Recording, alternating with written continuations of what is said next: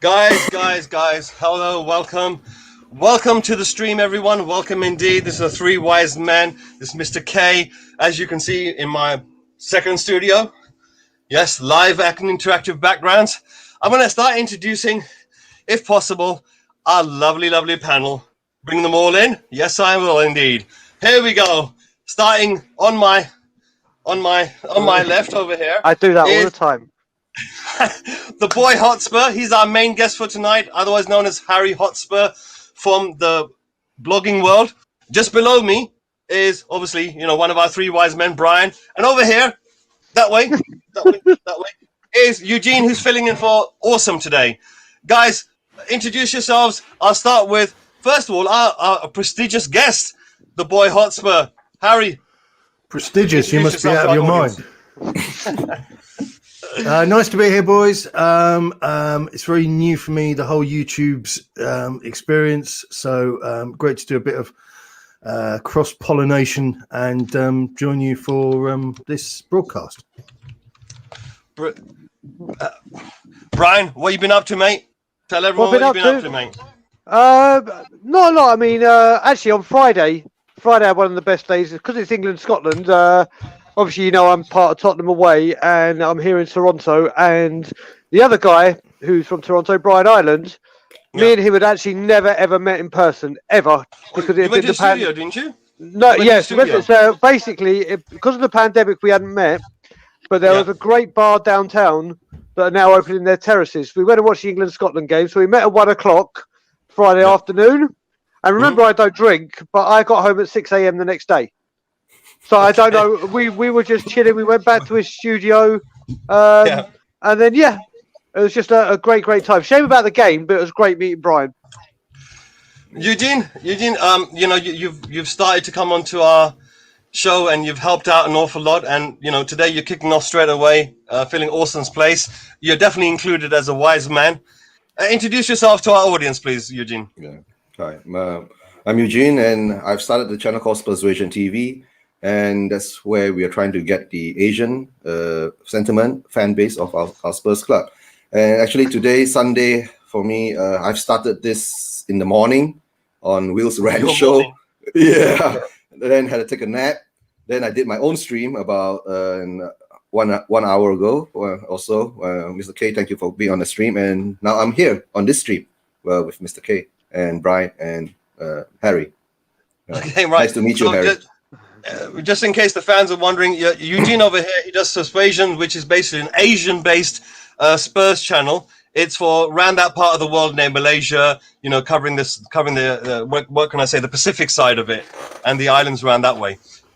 But today, what we've done today is we've done a special on an afternoon. Normally our show's at night time at 11:00 on a Tuesday. But what I wanted to do was I wanted to utilize this opportunity to get the boy Hotspur into our studio.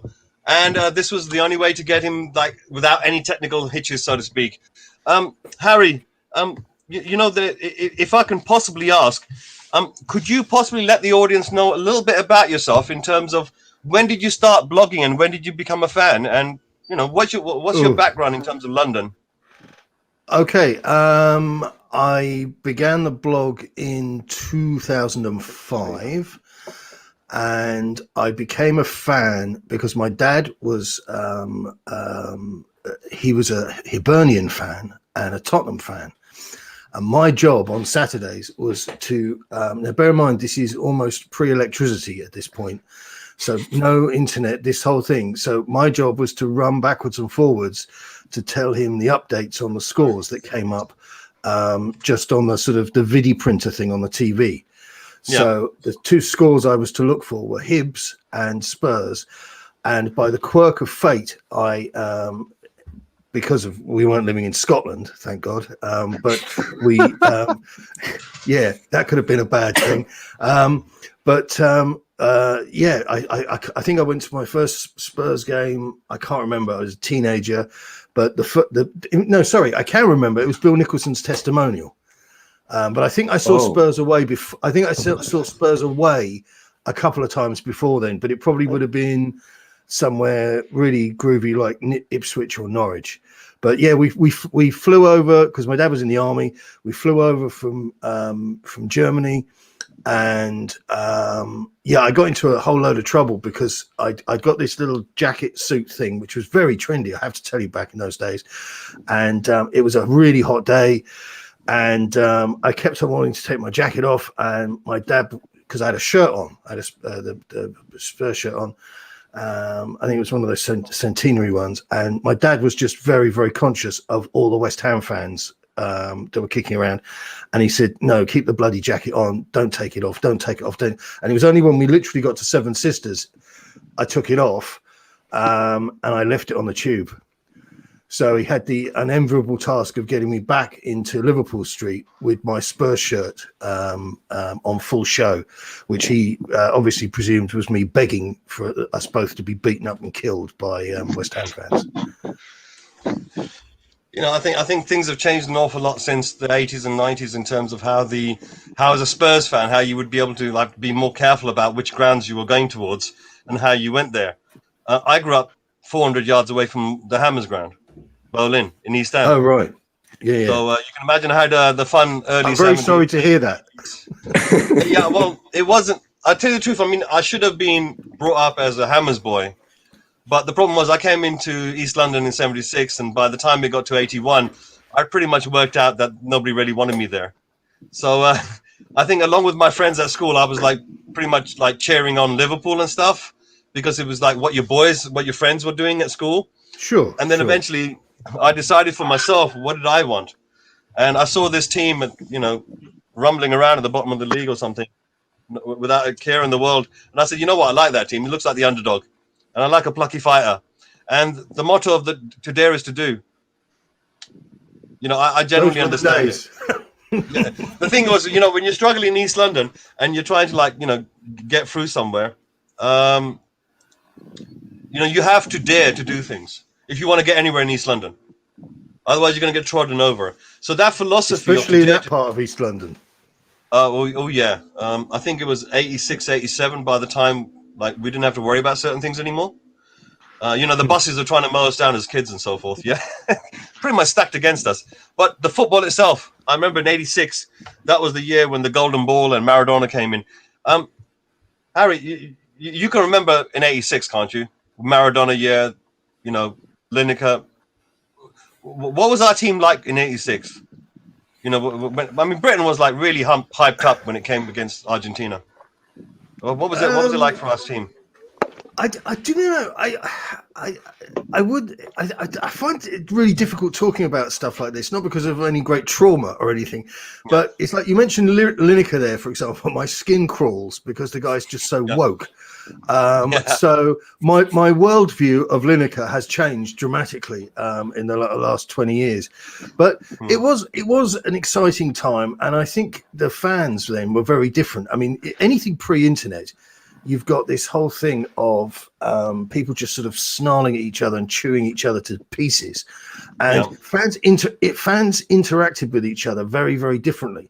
And when people talk about the past online, it's a curious thing because the internet is about now, the immediate now, and tomorrow onwards. And anything in the past is very kind of subjective because people remember things in different ways. So people have at the front the temerity to turn around to me and say, "Oh, you didn't see us play in the 90s or whatever." Yeah, but we actually won trophies in the 80s and 90s. Thank you. I mean, it's just. But these people are very selective. So when you say to me, "What was it like?" You're asking me, how I felt on my 15th birthday or something. So it's a little bit difficult to kind of pull out a sort of a paragraph or whatever about that. But the reason I think really, sure. I mean, the reason why I asked that question is primarily because when we're in these troubled waters we're currently in right now, this summer, I don't know, I can't remember a summer bigger than this.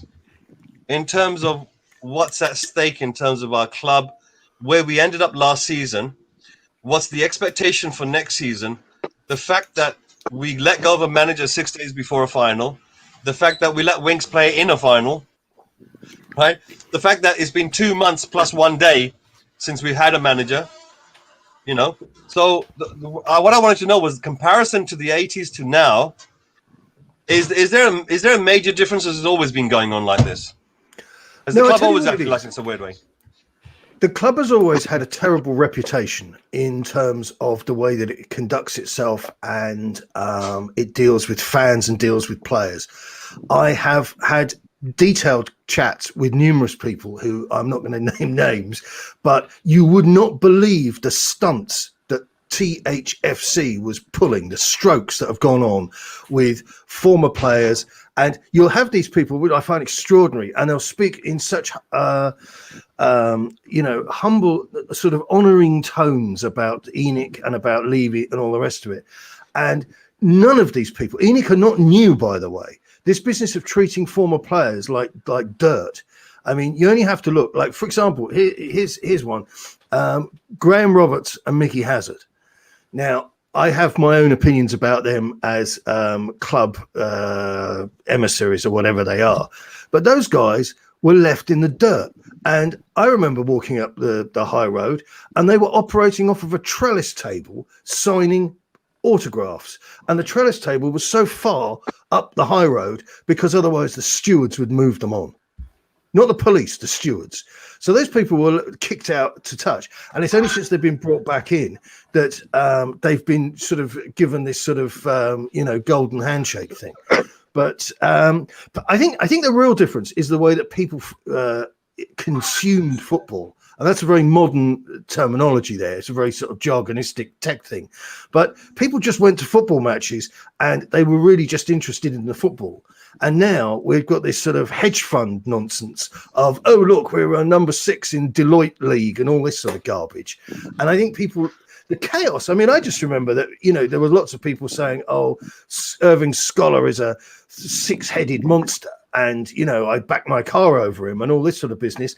But then equally, there was another group of people who were really, really, really impressed when the West Stand went up. Do you know what I mean? So it was just very, very different. And, that's pre-internet for you.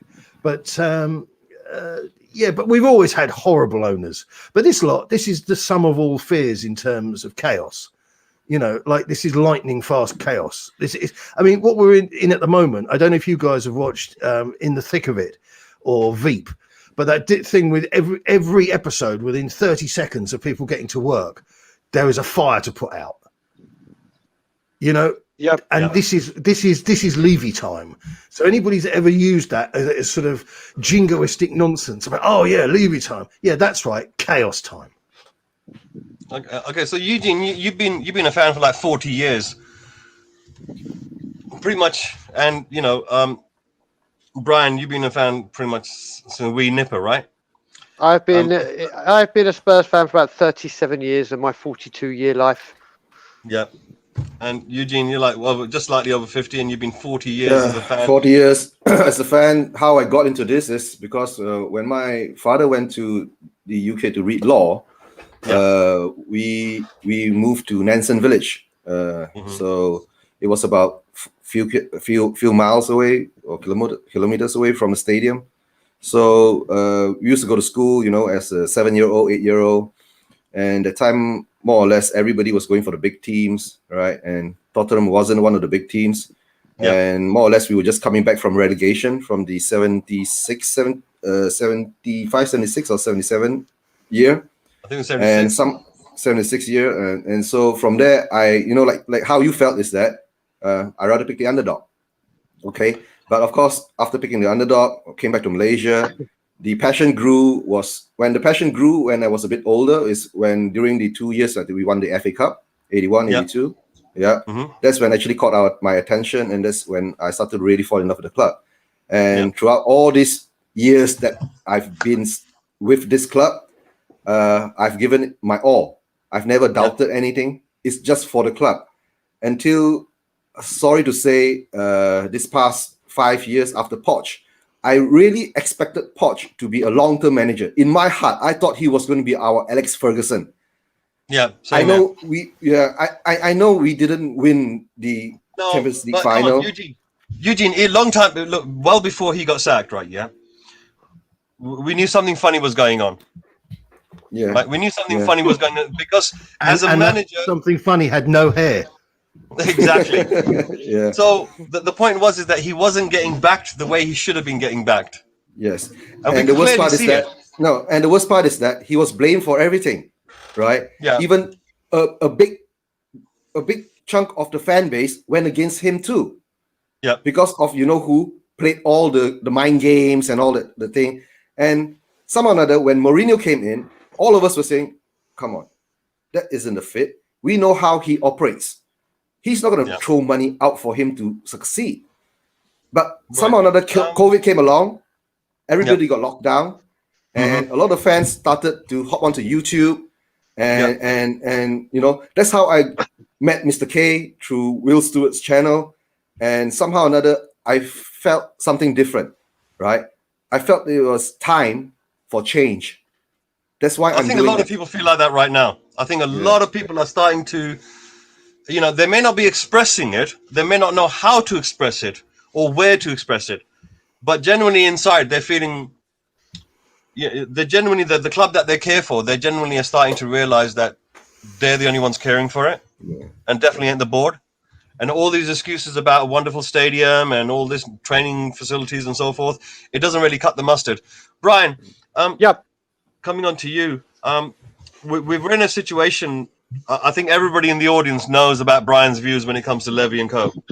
Right? Just in case Harry doesn't know. I'm sure Harry's going to get an inkling by the time when we get off the show.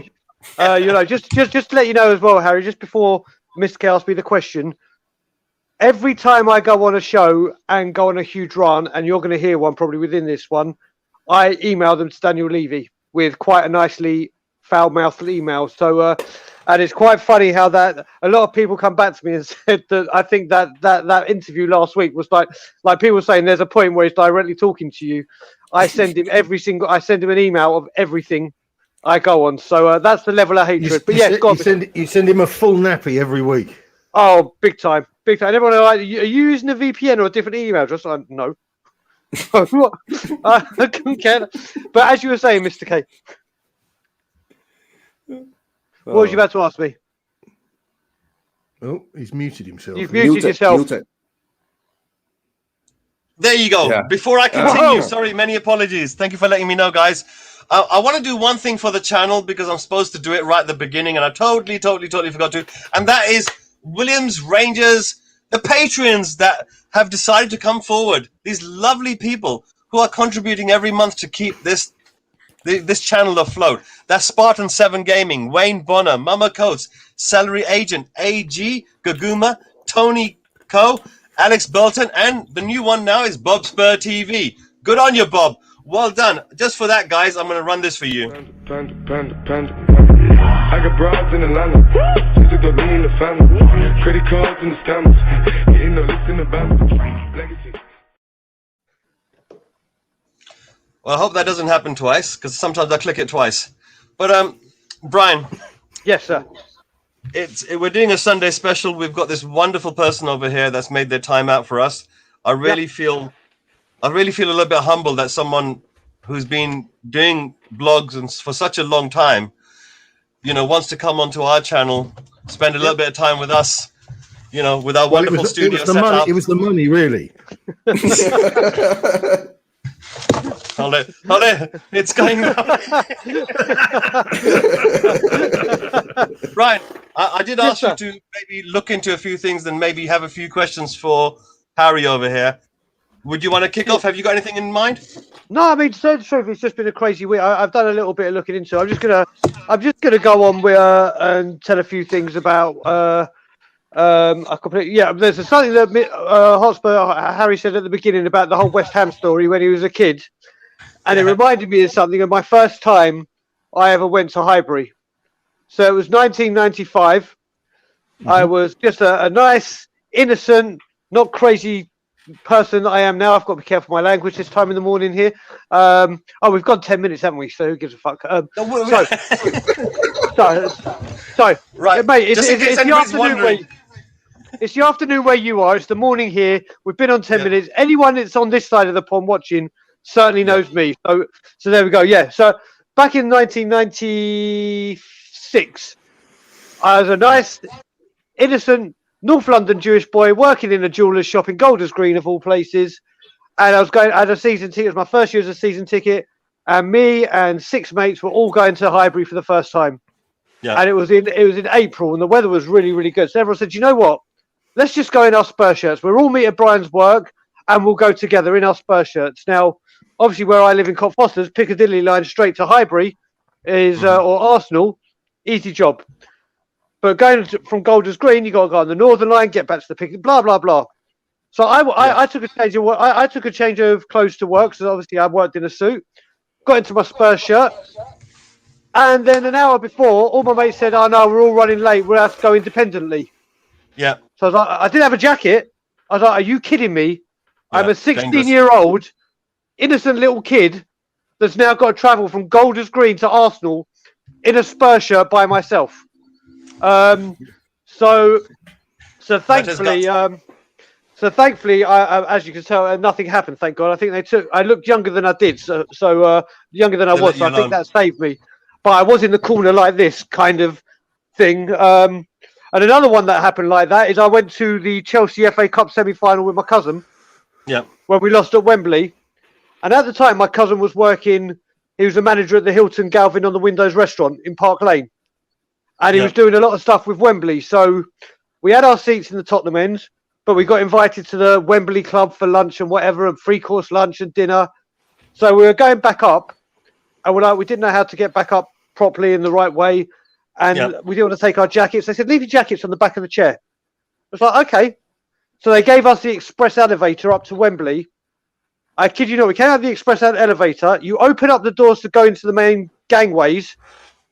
Us two in our Spurs shirts, opened up the gangways. Guess what I saw? Yeah. 3,000 Chelsea fans looking at me, and I was like, "Oh no!" I was like, "Okay, now I can't, mate." I'm not joking. The staff at Wembley must have come straight out of the SAS because we were covered within about 3 seconds, and literally we got marched out. Oh, mate! But yeah, You're I mean. lucky. Those stories, you got those kind of stories. When you said it, it gave me such flashbacks, Harry. But yeah, no, I was just as I said to him, I've been watching your video, and the thing I need to know, not that I don't think I could ever change, but how do you stay so calm? You speak so calm. However, I have Levy Tourette. I have to agree. I have 100% Levy agree. Tourette. I can let you into a secret. I'm actually a psychopath. Okay, that sounds. You remember that bit in the Marvel in Avengers when they turn around to Bruce Banner and they say, "How do you control your anger?" And he goes, "I don't. I'm always angry." And I think that's what's happened is that you've gone over that hill where you've accepted the anger, and it's become part of you, and you found Zen. Yeah, well, I think you say something. There's some truth in that because for a long time I was calling him names, and there was a fair amount of vitriol and all the rest of it. And I hit a point where I realised that it was there was here you go. This is not me, by the way. I lose my temper every nanosecond. But there was an interview with Michael Kane in the 60s when he was, Mr. Cool and everything, and it's before he played anybody really, really nasty. And they said, "Oh, the secret of his temperament or whatever." And he said, I can only lose my temper once every 5 years." And it kind of gave off this aura of, But I think if you want to get people's attention, and no disrespect to my friend in Canada here, but if you scream and shout and throw your soiled underwear at the office windows and all the rest of it, it kind of detracts from the point. And I think we've reached a point with ENIC and with Levy where we need to have calm and sensible and hopefully rational conversations, because there is stuff we can do. But just screaming Levy out, ENIC out, and waving bed sheets, I'm sorry, but those days are gone. I was one of the lone voices, and I can tell you some of the stuff that I've had aimed at me doesn't touch me because I'm made of Kevlar, but some of the nonsense that I had thrown at me because I was able to see, because I've got a triple-digit IQ, the problems that were coming down the line a decade ago, and it's just embarrassing.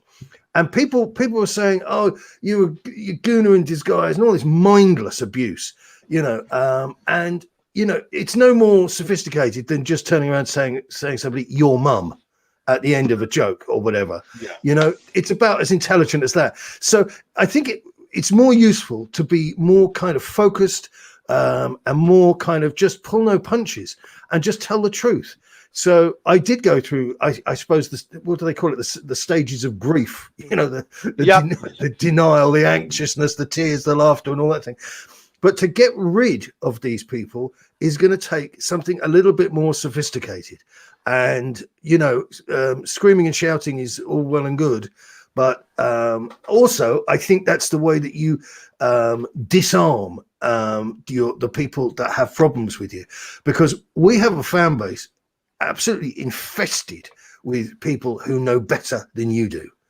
And they think that the idea that you don't go bust is a reason to check somebody's business acumen. It's just embarrassing.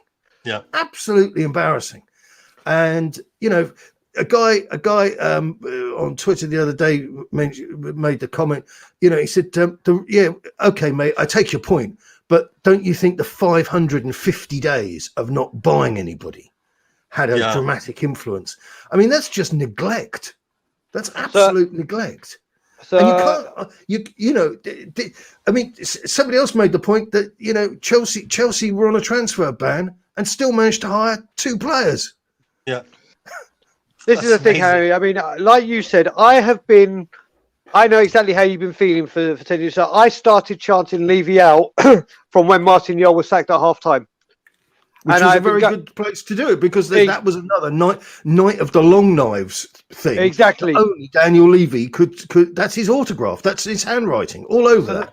So that's the thing. And like you said, for years it's been me, another person from Tottenham away, Stelios, and through YouTube and everything, I've met Danny Kiriakou, who has been like this with me and I've been saying it since then. And then I kept going on to when I started going on We Are Tottenham TV.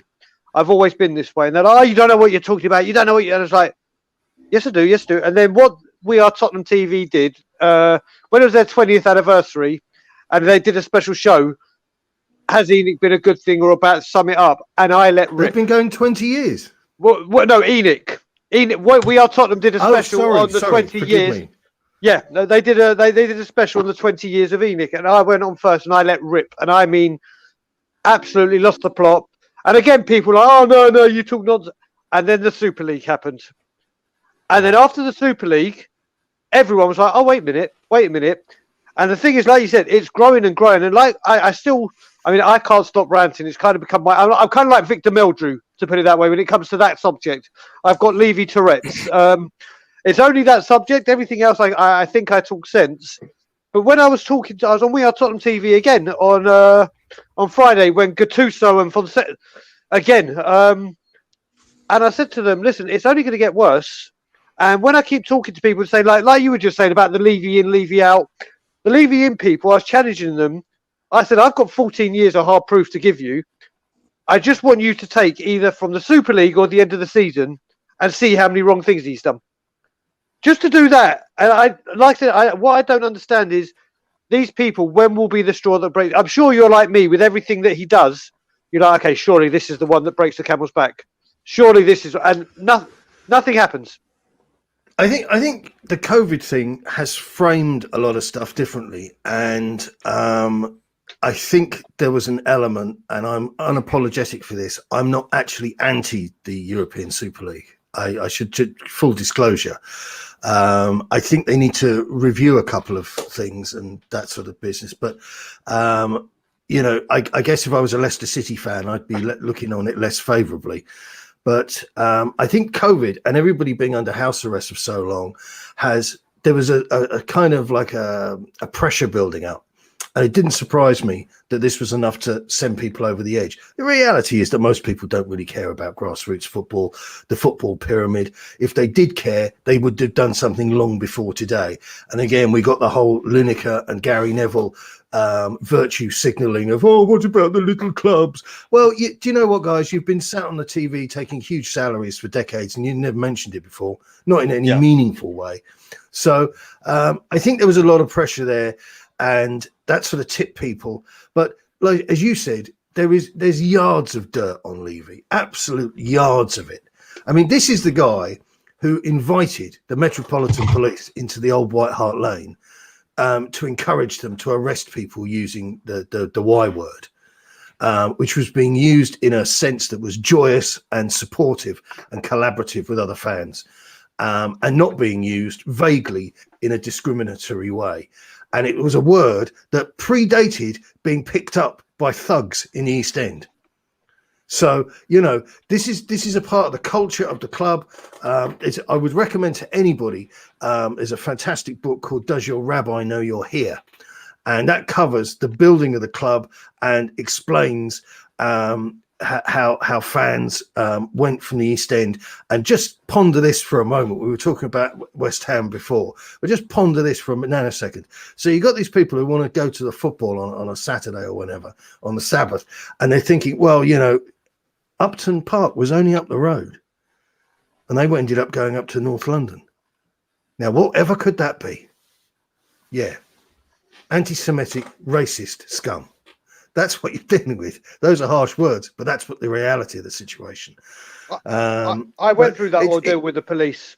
I'm Jewish myself, Harry. I was at one of the Europa League games when we were in the Europa League that season, and obviously I'm Jewish. I've been saying that since I've been going. I'm saving up to be Jewish.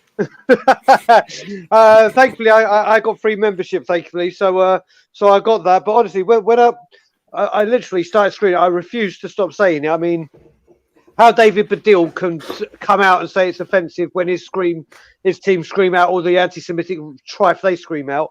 But he's a virtue signalling plinth. Yeah, anybody who pays any attention to that guy, he's a waste of space. This is the guy who blacked up as, what was that name of that footballer in the 80s? Was Jason Lee. Roberts or something? Jason Lee. Pineapple on his head. Blacked up as a pineapple. Yep. Yeah. Okay. I'll take ethical advice from you. Exactly. But the police came up to me when I was screaming. They're like, "We're gonna have to arrest you for being anti-Semitic." And I showed my Jewish tattoos. I was like, "You're gonna arrest me for being racist to myself?" But all of those arrests, the arrests they made, you know that the CPS had to drop them, because there wasn't a legal charge to be answered. Exactly. But this is the craziness. And do you know what this was? This is part of the social cleansing, because this was a precursor to the stadium. And Levy didn't want anything attached to Tottenham Hotspur Football Club that anybody might want to, might taint the brand. And that was why that was pursued with such a passion, and why it was another Levy fiasco that wasn't thought out properly, and it didn't work. Yeah, let's just say it may have affected the naming rights. Oh, wait a minute. We're still exactly precisely. Yeah, I saw the show. What you're talking about, the naming rights, right, Harry? We from the starting of the building of the stadium, tearing down of White Hart Lane until now. Why can't it secure one, right? But I have a question for you, Harry. You've been doing this since 2005, right? It's nearly 16 years, whether through blogging, and now you've moved on to YouTube, right? And you've been putting a lot of content out there, and you've been getting a lot of feedback, right? Now, how do you feel, right? Do you think that the fans have woken up enough to make a stand and say, no, we're not taking this nonsense anymore? I think the fans have become more galvanized. And I think, without repeating it, the COVID thing is, should we say, just added to the pressure. But I think what would be useful is for people to start making some real evaluations, because all of this business of hashtags and, holding up bed sheets and all the rest of it, I'm not looking down my nose at it. I'm just telling you, it isn't going to do anything. It's not going to change anything. Okay. And the debt is at such a level that you can't just get them out, because the reality is they will want their money back, and they will want a drink for the ride home. Okay, to put it into straightforward language. And you're talking over £1 billion just to sit at the table and talk to them. Yeah. So another question is that. Just quickly. But what's more likely? What's more likely, and what should be focused upon, is getting a situation whereby Levy is ousted, because Tavistock are a very big company with lots of CEOs swimming around in it. Okay. And All right. that is going to have a far greater.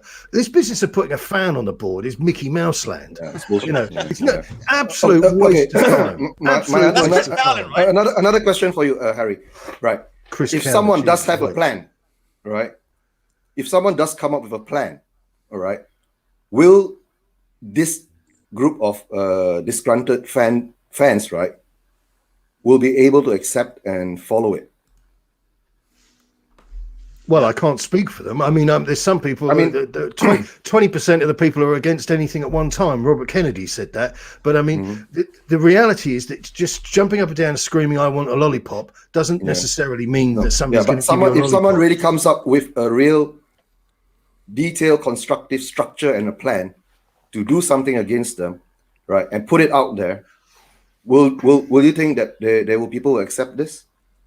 I think most reasonable people will welcome the back of ENIC and the withdrawal of them. But the reality that you can't get around is the fact that it's going to cost you, I think the debt's at 1.2, 1.3 billion or whatever the hell it is.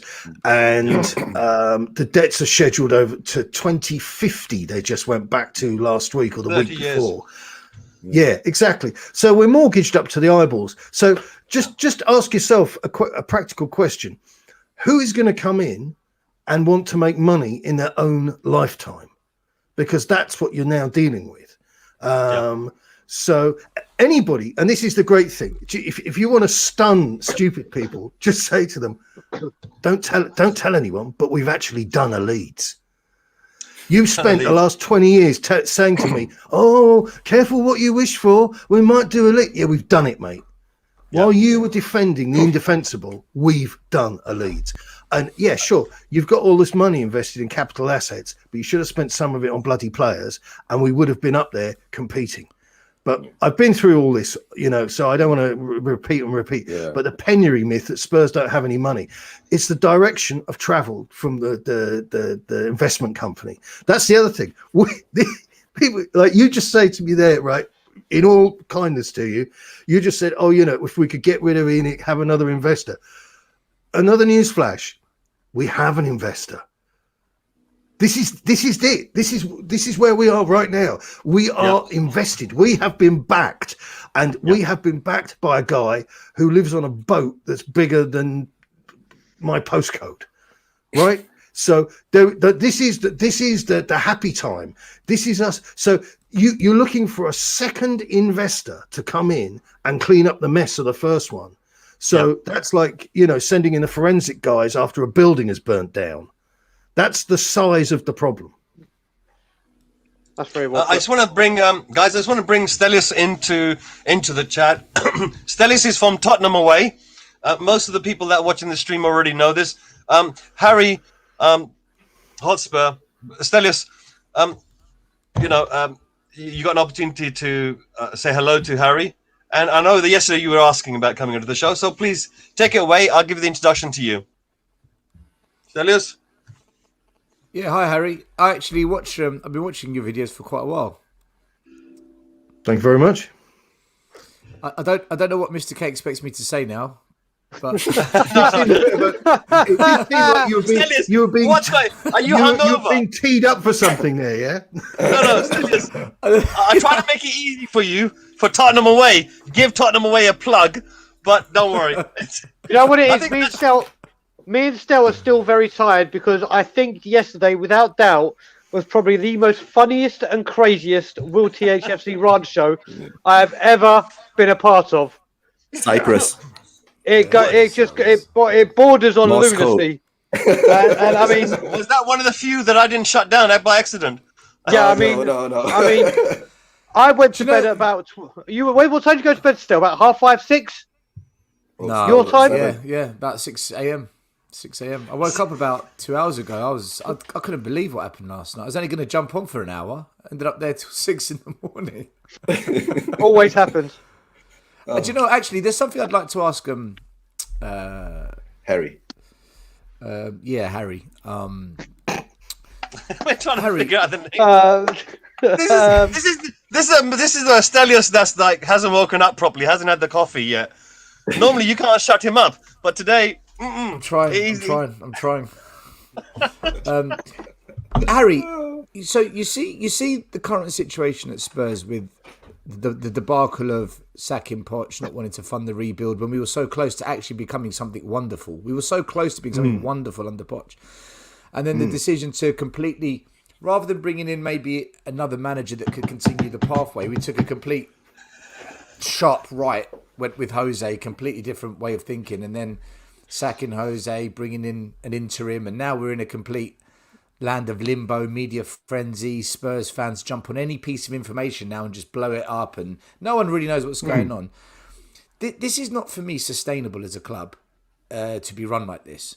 And my question to you is, I've always said, as much as I don't want Daniel Levy to be the chairman, and I don't want ENIC to continue running the club the way they do, Daniel Levy is not stupid. I know fans, they will say things like, he's not a good businessman. No, he's an idiot. He is a very smart man. You don't get to that level in life without having intelligence. I find no one is that lucky. And he must know. Close. He must know. Yeah, you could win the lottery, I guess. But no one is that stupid, incompetent, foolish to create what is now being created at Tottenham without realising this is self-sabotaging what you've built so far. I can't understand, and this is my question to you. What do you think our owners are thinking with the current path that they're going down? Because they're heading for a complete head-on collision with the fan base, the media, with a lot of people, sponsors eventually, who won't want to be associated with this kind of negativity. What is he doing? He must know this. This is the bit I don't get. Okay, well, the thing you have to remember is that the plan has always been the business model first and the football club second, third, fourth, whatever. Yeah, okay? Yeah. And so anybody who didn't get that memo, you saw Poch, and there was a lot of optimism. There was a lot of hope. There was a lot of, and you had people saying stuff that you didn't normally hear football fans say, and they was talking up what hadn't happened yet. And normally the crowing comes after the achievement. So you had people saying, this is a young coach, he's on the rise, we've got a young squad, we've got this, we've got that, we've got the other. And it just all went stale. And I made the point that before you came on, that if you, instead of developing that scenario, which is what should have happened, because you need to churn football squads. And I made the point on one of the videos the other day that people often poke fun at managers and coaches, and they say, oh, yeah, but if you didn't give him all that money, you'd never have heard of him. Well, here's the newsflash. You need money to succeed. It's not this fantasy of, I'm going to plant seeds, or my aunt Nelly is going to knit me footballers. All right, forget about it. You have to go out and buy footballers. Nicholson bought footballers. Guys, before we continue, sorry, Harry, I just wanted to just let you know that because the channel's been monetized and we've got this concept called the super chats, so I'm getting messages being sent to me everywhere saying, you got to read out the super chats. So let me quickly read them out very, very quickly. Right. Matt Hayes. What do you mean by Cyprus inbox code? All I can say, don't tell anyone. Just watch the stream. Just go watch yesterday's stream. Oh, okay. That's all you need but to anyway, know. I'm going to try doing it. Anyway, that's close enough for me. And Wayne Bonner, he's saying he's saying the same thing you're saying. That stream from last night, because that Will Stewart stream was hilarious. Loved it. I got one more from Wayne Bonner saying vaccine. Yeah, you know what? You got to watch the stream. Then you understand. You've got to watch the stream. Yeah. Sorry, Harry. Carry on. Sorry, I do beg your pardon. Carry on. That's why I'm never, ever going to have super subs. Sorry, Harry. Keep your money. Super subs. No, thank you. Harry, I totally get. Yes. I totally understand what you're saying, and I agree with it fully. But my question is specific. What do you think Levy is playing at now? Because to me, I can tell you what he's playing at. And it seems like he's sabotaging himself here, and I don't get why you would do that if you're intelligent.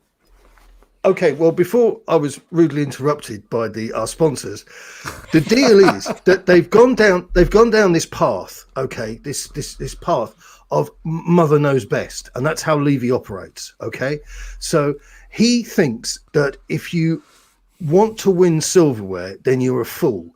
You're much better off ploughing back the profits that your business can make into buying players, which fundamentally goes against how every other football club in the world has ever operated.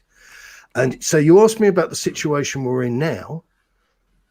This is what happens when somebody who, for a living, buys scratch cards, runs out of luck. When the sequence of cards that pay out stop, the sequence changes, right? The algorithm changes. And so you used to get a win every 50 scratches, but you've been scratching for 200-300 goes and you still haven't won anything. That's where Daniel Levy is now. So you said about Poch, he should have been backed every season because there was money there. They put £240 million into the stadium build. A sane person would have not lashed out and spent all of that in one afternoon. A sane person would have drip fed some of that money into the squad in order to keep momentum going and keep the churn going. But he didn't do it. He then was left with a crisis because Poch became a very unhappy character. So he came into every presser and he sat there and going, I'm very happy and my squad, blah, blah, blah. Christian Eriksen was pretty much on strike because he didn't want to get hurt. He didn't want to get injured before he got sold. So the whole thing fell apart. They couldn't be in the same room with each other, despite all the horse manure that you hear otherwise. So he gets rid of him and he then has to double down. And he brings in Mourinho, doesn't tell him the whole picture. So Mourinho is expected to deal with these bums that have essentially burned out. Can you imagine any voice walking into that squad, into that changing room and motivating those 11 people? Yeah, but this is Mourinho why said Harry he was Kane happy wants with to the leave. squad. Mourinho said, Yeah, but you know what it Mourinho is? Yeah, sorry. Mourinho said he was happy with the squad the first week he arrived. With respect, what did you expect him to say? This place is full of assholes, and I can't wait to get out of here. When you go and That's a good one. go and start a new job, you shake the CEO's hand and you say to him, "This looks fantastic. I'm going to really enjoy working here." Because you haven't been paid, you haven't passed your probation. But this is real world basic stuff. So nothing nasty aimed at you personally, but please don't quote me about what a guy said when he was 24 hours into his new position. Because even the guy joining McDonald's on a Saturday job doesn't turn around and say, "Oh, I bet you get fat and spotty if you eat this crap." But I think everybody says nice things. You know that video? That video is actually that video has just reminded me. Do you remember during COVID when Boris did that thing when he went, "Do go to work, but don't go to work. Do go out, but don't go out." And he's that whole video. That's what Daniel Levy's doing. He's going, "We spend our own money. No, we don't. We've had 30 managers. No. He's a walking, talking contradiction."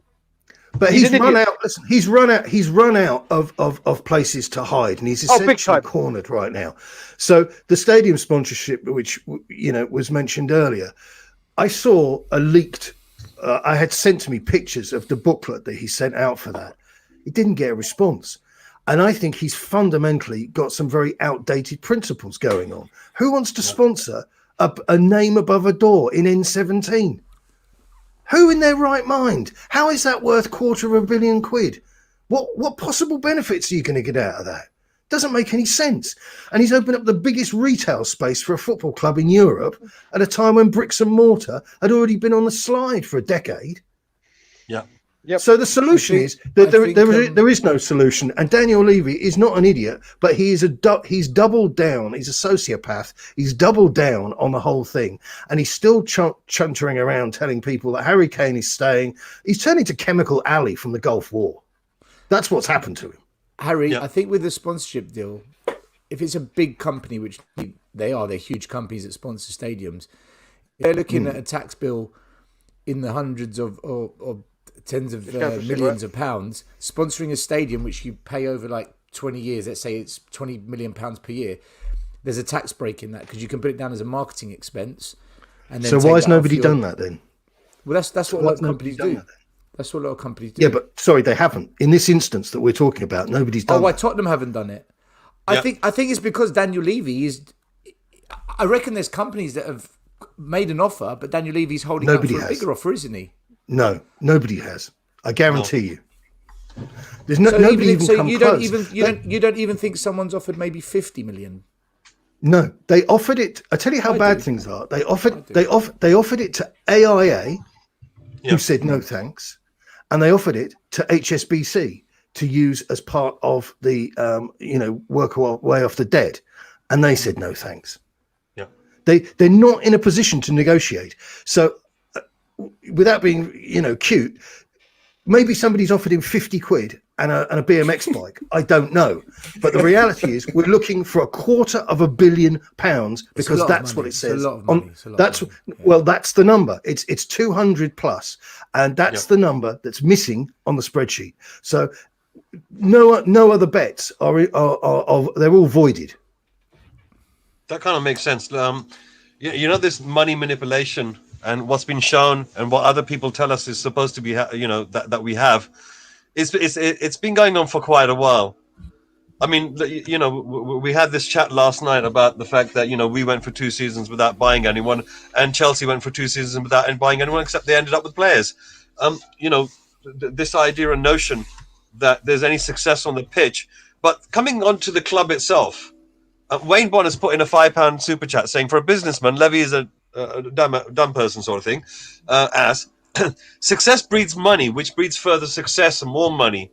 He's lost control of a controllable situation. Now, if I understand correctly, when we were on the top 4, we were making money, and because we kept on coming into top 4, we were projecting to be making more money. And, Levy was very happy. He's spending very little, getting very lot. In the meantime, the stadium is about to be, get started on. He's then eventually going to go into the European Super League through that. But in terms of glory, what we as fans, what we think is success, right? It's got to be some sort of form of identity of playing on the pitch, followed by maybe some success in that in a cup somewhere. Most of Mr. us K. here have been a fan. Go on. Wayne Bonner is saying, I don't think that's what he's saying. I think what he's saying is, if you're he's saying successful something on else. the pitch, on the pitch, I think what he's saying is, if you win trophies, that breeds more money. And if you that's what I'm trying to get have onto. even more trophies. Oh, okay, sorry. Yeah. Sorry. So basically, what I'm saying is that by turning up in top 4, you're going to make money, and by continuously turning up in top 4, you're going to get European coverage, and that means worldwide coverage of your players, which are basically an image asset. And if you're going worldwide with Champions League and so forth, you're going to get those players being recognized around the world. People are going to put them posters up on the screen, wear the T-shirts, buy the memorabilia and the merch. You make money that way. Now Bonner's turning around saying, well, if you win a cup, you win on the pitch, you're going to get the glory as champions, winners. And people want to support winners. People want to join the fan base of winners. Look at Man United, for example. How else do you think they got to number 1 so soon? Successful clubs, like Barcelona and Real Madrid, winning things. So it seems to me that the people that are the new fans we're picking up around the world, there doesn't seem to be a knock on the door to say, hey, guys, why are you not winning something? Right. So the way I look at it is that Levy doesn't care. He's only interested in the money. So as far as he's concerned, he's using only the techniques he knows. And even those techniques are pretty much turning out to be outdated. And what's made it worse is the fact that he doesn't care about his image because he has a team that looks after his image. I mean, Gary Lineker didn't by random chance get asked a question in which he had to respond about a manager which was supposedly going to Everton 3-4 weeks ago. Why not just churn in a name? Why not get Klinsmann's name in again? It's a bit dry. So we need a few people to ask these questions so we can keep coming out with the names. I just want to come in with something like that. And Man U is the perfect example. Man U, we obviously know the protest that they did for the Man U game, the Liverpool game. They broke into the stadium, blah, blah, blah. They're going crazy. They want the Glazers out. Yeah, this summer, they are going to get Jadon Sancho. Regardless, they're going to get him. For 85 or 96, whatever the cost is, You don't hear them complaining now. When they do things, I mean, don't get me wrong, the Glazers don't do everything right, and they've put the players they put the club into severe debt. But they go and buy players for 96 million because they know we need a player. We wanted him last year. We didn't meet the demands. As soon as this season ended, it started again. And this season, they will get him. There is no doubt in my mind they will get him. And like Harry Hotspur said, because I was listening whilst having a cigarette, and he said everything I normally say. £50 and a BMX offer for Spurs. You got it wrong, Harry Hotspur. That's what we're offering Max Aarons. That's what we're giving to Norwich. That's our transfer policy. It's got to the point where you'll see Liverpool strengthen. They weren't happy with, obviously, the Super League, but they'll go and strengthen. We saw Chelsea. Now, when you talk about Chelsea, like Harry Hotspur said at the beginning, they were at a transfer ban and they couldn't buy players. So Frank Lampard breeded the youngsters. You got to remember, as soon as they could spend money, they also had the 90-odd million from Real Madrid. And Roman Abramovich said, here's my literally, here is a blank check, or 6, however many players you want to sign. There is my signature. Off you go. Off you go. And at the moment, we're talking about transfers, and we don't even know who's coming. And I've said this many times. If you look at these teams, the one thing they do is they keep their managers playing the same breed of football. Yeah. Whereas we go from AVB defensive to Poch attacking, to Mourinho defensive, so God knows who's going to come. There is no continuity. Brian, there is no structure. There is no nothing at the club. Brian, can I step in on this, right? Because this is where I get passionate. You know me. I've got my coaching badges. I've been doing this for a long time now.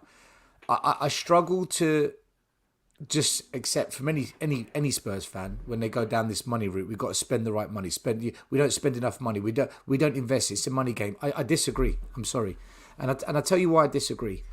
You can win trophies if you've got the right system in place. And what I mean by system is this, okay?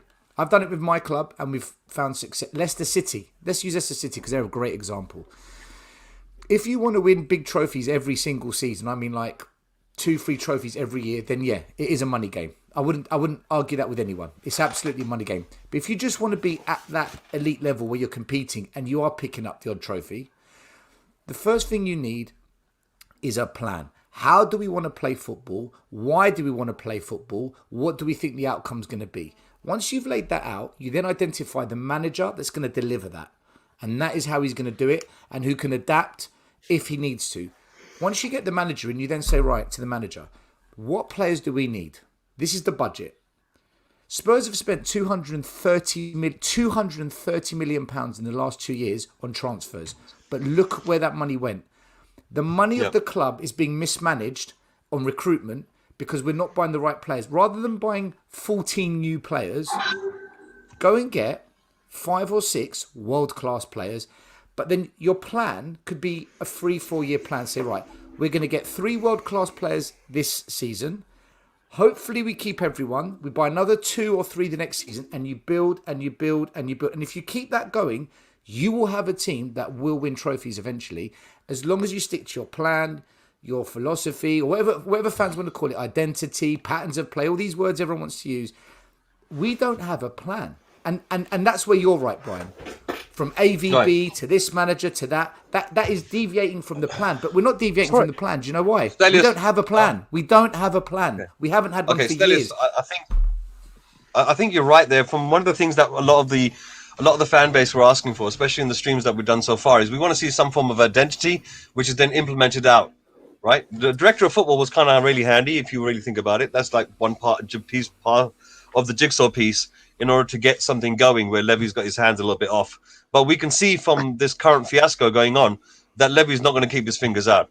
But I just want to quickly pop into Wayne Bonner over here saying Levy's image has been shot to crap. It's self-inflicted. Correct. And to a certain degree, I would say it's either self-inflicted or he put the wrong people in charge of his image and they shot him to pieces. The second thing is life's about choices and Levy making the wrong ones. And, you know, I think he's making choices without any due regard for how we, as the fans, feel. He only cares about his image. So therefore, if he cares about you, then it's only because he cares about him. He's like a Trump. He's very narcissistic in nature. Listen, guys, we're coming up to the 1 hour mark. And I would like to do a quick shout out towards our patrons, if possible. before I kind of like go to the next phase of our show, because after 1 hour we do really want to chuck it out there towards the comment section and try to deal with the viewers that are here. So just very, very quickly, I just want to go through the Williams Rangers, the patrons that are making this channel and providing for it and being that really, really, really special extra yard that they've gone for. Spartan 7 Gaming, Wayne Bonner, Mama Coates, Celery Agent, AG Gaguma, Tony Co, Alex Burton, and Bob Spur TV. You lovely, lovely people. Thank you very, very much for putting your hard-earned bucks into our particular channel here, and Will Stewart's going to be extremely helpful. He's going to try to help me with my audio situation, my technical side. So let's see how that transpires. A quick little plug towards ENIC out. Panda. I got broads in Atlanta. She took me in the family. Credit cards and the scammers. Getting no list in the bank. Legacy. Right, so the second part of our show is we're going to start looking at the comments a little bit more. Jahard Pennington over here saying that our director of football, or otherwise known as the general manager, is a fall guy. He's nothing but window dressing. Harry, have you been in a situation before where we've had previous directors of football? Have they been used as fall guys by this particular? That's why we're not here anymore. That's pretty much it. I mean, it wasn't a case that they did a terrible job. It was more of a case that they were sat up in front of Levy. Am I right? Well, Paul. Well, listen. I'm sat somewhere quite nice, but Paul Mitchell is in Monaco right now, so I think he wins. Don't you? Yep. That's definitely. Of course, he's a full guy. Absolute joke. You know, the DOF is a device, and it always has been. So, yeah. What's new? I mean, we're seeing that right now to a certain degree. I mean, you know, Paratici, right? Yeah, Paratici. Sorry, Paratici. Paratici. Well, the thing was, the initial one was Paratici. Paratici. Okay, sorry. There we go. That's it. Paratici. Right. I mean, he's not even sat down in his office yet, and already he's getting the blame. I think that's amazing. You know, it's like the ESL news, and then within 12 hours we got rid of Jose. I think Levy he must, you know, he's trying these really old tricks, but you know, ain't we like the fan base a little bit more clued up? Harry, you've been knocking on this door for a very, very long time, and when you were doing it, it was a very quite a lonely journey. And you know, a lot of people throwing things at you, and you had to like really it's okay. kind of change your approach. I'm fine. I'm fine, honestly. Okay, so with that bearing in mind, do you see around you more and more people coming to the same conclusion that you did years ago? I do, but I have to say, I think that, I mean, it's all well and good, you know, being on the right side of history or whatever the phrase is. But I think the pressure from COVID has influenced the way people have behaved. I think had the European Super League conversation come out when everything was normal, people wouldn't have bunched their underwear so much over it. It's just a natural extension of how football has been going since 1992. So yeah, listen, all I'm interested in is some sort of coherence from the fan base, which you're not going to get from the Supporters Trust, and you're not going to get by just waving bed sheets with ENIC out on. And I all I can say is the most productive thing that could happen is that Levy gets removed and Tavistock shuffle in another CEO. That unfortunately is the reality. Had people, and I'm not going to be cute and say listen to me sooner, but had people acted before the last bloody stadium was demolished, we would be in a better situation than we are now, which is bunched underwear, because nothing I see at the moment is coherent or cogent or intelligent. And I'm not having a pop at anybody, but I'm just saying you left it so long. And there are a number of voices. I saw somebody on a Twitter account that I blocked, but I saw them saying, "Oh, was it me? It's taken an awful." Did you block me? I don't know. I blocked so many. It's difficult to tell. I get blocked by everyone. One guy saying, one guy said, "Oh, I've been staunchly on the side of Levy for many years now, but you know, I'm coming round to the." I mean, just please, you're the problem. Exactly. You supported this insupportable. That's what nonsense. I said. Well done. Spot on. Well done. I've been saying that. Fans are the problem. I've been saying that. Yeah, absolutely. Because get and the blocked thing left, is, right, the one thing Daniel Levy really cares about is, and believe it or not, because the public relations are so abysmal, it cares about the impression of the club. So if a trending hashtag can get him to allegedly, and I think allegedly because I think that was George Mendes, the agent behind Gattuso. I don't think even Levy wouldn't put that maniac in anywhere near his brand. If a trending hashtag can cause pressure, then stop going through the bloody gates. Stop buying tickets, and if you need to buy a Tottenham shirt, go and buy it from JD Sports or the Nike store or somebody else, because the way that those shirts come into Tottenham, it's on a totally different front-loaded deal, and Nike will start asking them questions about why they're having to pay them whatever it is, million a year. Harry, But can I ask you a question about this is after the horse has bolted. That's the problem. Yeah, Can I ask you a question about that hashtag? I was on a podcast a few days ago, and I said that the no to Gattuso hashtag. Do you feel? Because this is my personal opinion. I felt when the news broke out that Gattuso was in advanced talks, a lot of fans looked at his track record as manager and thought, "Fuck no, I do not want this man as manager. This is a disaster." And then when a few leaking stories that he never actually said anything racist, he just refused to get behind a campaign supporting something that happened that was racial. He did make some sort of sexist comment. But do you think fans grabbed hold of that, blew it up in order to stop Gattuso from being manager because they already didn't want him in the first place? Because I think if it was Pep Guardiola that we were going after and we were in advanced talks, any similar comments, the fans would have been 50-50, not so united. I mean, what do you think on that? I think you're 100% correct. I would say again that I don't think that the Gattuso thing had great legs to it. I think it was George Mendes pushing one of his clients to the front of the queue. I think that Gattuso as a manager sucks because he's had 10 clubs, of which only 3 he stayed at beyond 1 year. And as for his comments, listen, I'm not woke. I'm aggressively anti-woke.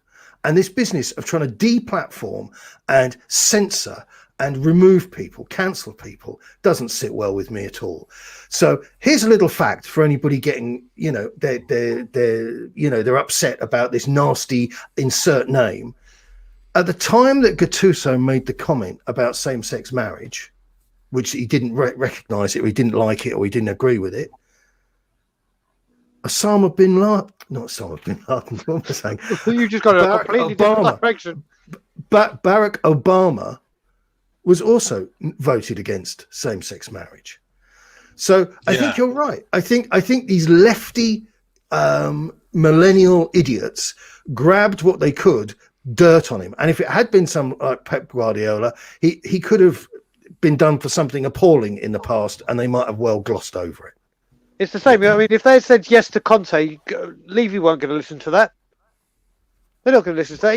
He doesn't care. I mean, we are just in such a mess. I mean, the thing that annoys me the most, and people don't seem to understand as well, is he did that potsy, pathetic video to try and appease people. That was terrible. And then the first thing he did is bolt on a plane to go to the Bahamas out of Dodge. He literally just crawled under any rock. The video was quite telling, really, because we had this sort of hands clasped thing, and if you compare his manner there with the very open neck shirt laid back in the canteen in the Amazon documentary, the old "Call Me Daniel, I'm having a cappuccino, just drop on by," this was a much tenser version of that character, and he really revealed himself. I mean, he said about we've invested 1.5 billion into the club. No, you haven't. You've invested it into capital assets, which is an entirely different prospect. Legally, if he was on one of those lie detector machines, the needle would have stayed true because it did go into the club. He didn't spend it on hookers and dwarfs and cocaine or anything crazy. It did go into the club, but it went into. I'm not going to get that image out of my head now. Your T-shirt the other day, Harry. You remember? Then when you made your last your last podcast. Oh, it's a scarf. That's a Scarface t-shirt. That's why. While you were doing that stream, right? Everybody was. You were snorting cocaine. Is that right? Oh no! I was like, okay. You were injecting it. I was going, okay. No, Harry. Do you just pick up shirts when you're about to do your videos? Do you just say, "Oh, this one over here is ironed and clean, and I'm going to put it on," or do you say to yourself, "That would be funny. I'm going to talk about this. I think I'll put that on." Yeah. Or just that's randomly happen. That's my life, mate. That's just the rubbish that it costs a fortune to look this stupid. So Harry, I've actually got a serious question for you now because my attention for Levy. Take over, guys. I'll never go off. That is the road I'm going down, and I'm going to keep going down until it's gone. But I've kind of put someone else in there as well that I'm really making a beeline for. And when I'm there at the NFL protest, I'm really gunning for them. Is the Supporters Trust. Because they are just absolutely goddamn nowhere. They're a waste of space. Yeah, and total bureaucratic idiots. Exactly. Because they come alive when the ESL came out, and they gave it all this, and there's going to be someone on the board, and I mean that 2 or 3 minute video woke, is the work. But they're woke. They're a bunch of lefties. Yep, that video, that 3 minute video, is the most pathetic thing I've ever seen. Don't get me wrong. I know why they've done it. The black and white thing. Yeah, they want the equality, the diversity, the I want less equality. I want less diversity, and I want more meritocracy. That's what I want. Yeah. I want competent people. I thought the video and I also want people because we live in a Western democracy and we don't live in a Marxist tin pot state, right? I want people voted for. Yeah, not sending strangers tenors. No thanks, not in my name. Exactly. It got to the point when I looked at that. Honestly, that video. Right. When it came to that video, a few people were telling me about it, and there was an email address to get it. I thought it was going to be literally you go into this building and everyone's going to have like 1 minute to say their piece, and it'll be like multiple people. And that's what I genuinely thought it was. And then when Stell was at the protest for the Villa game, or I say protest, I think Stell was the only one at the protest with Mr. K. They're there handing out leaflets, and there was 3 or 4 of them, and it's like you said you're going to have a presence. Our 6-point plan, and you should have seen the plan. It was, what are you doing? What did you mean the plan? Who agreed to this plan? Who voted on this? Who chose this plan? Guys, they're Corbynistas. No, you must understand. The THFT, right, was created right at the time when Levy and ENIC bought all of Sugar shares in 2001. So the THST, right, wasn't created by the fans. It was created by Levy. It's just that simple. Correct? And let's say that we've got 3 million home-based fans in the UK. How many fans, how many members of THST has? 24,000? 30,000? Yeah. That's even less than 1%. They're not relevant. No, they're not relevant. That's a number.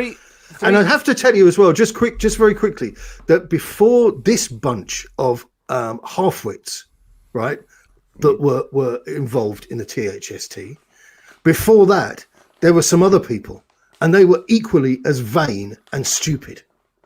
So there is something about these people that are attracted to this level of power. Now, I have to tell you, cards on the table, I have zero interest. I don't put my name in it. I don't want to be involved. My day is already full. Okay, but there are certain people that are drawn to this like a moth to a flame, and they love to go for tea and biscuits with people that don't actually have any time for them. They think they've achieved something in life. Yeah, Cheese Room podcast. Half of them are on the Spurs Supporters Trust board. That's why they keep clashing with me. But three things I'll say about this Spurs Supporters Trust. Number one, I think they're fantastic when it comes to providing the right facilities and the right access to the stadium for disabled fans when it comes to things like making sure ticket prices for away fans aren't totally but please, I just jump in for 2 seconds. Yeah. Without being rude to anybody, what the club are offering in terms of disabled access and buying tickets, you don't need the trust for that. All the information's on the website. And if you're really stuck, email Donna Cullen.